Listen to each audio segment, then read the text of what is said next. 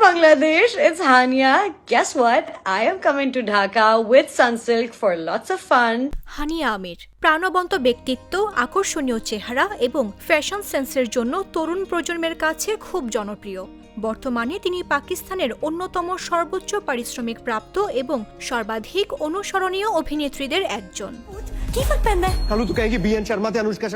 পাকিস্তানের গণ্ডি পেরিয়ে বাংলাদেশি দর্শকদের মধ্যেও আলাদা পরিচিতি রয়েছে এই অভিনেত্রীর। তিনি তার সৌন্দর্য এবং অভিনয়ে এগিয়ে গেছেন অনেক দূর। বাংলাদেশের মানুষ এই অভিনেত্রীকে দেখার জন্য অনেকবারই আগ্রহ প্রকাশ করেছেন। এবার সেই স্বপ্ন পূরণ করতে যাচ্ছেন নায়িকা নিজেই। Guess what?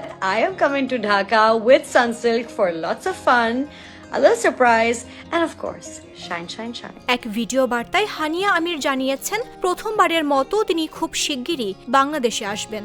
এই ভিডিও বার্তা ভাইরাল হওয়ার পর থেকেই সবার মনে প্রশ্ন, কবে এবং কেন বাংলাদেশে আসছেন হানিয়া। দীর্ঘদিন ধরে পাকিস্তানে সানসিল্কের ব্র্যান্ড অ্যাম্বাসেডর হিসেবে কাজ করছেন হানিয়া আমির। সেই সূত্রে ব্র্যান্ড অ্যাম্বাসেডর হিসেবে বাংলাদেশে আসছেন তিনি।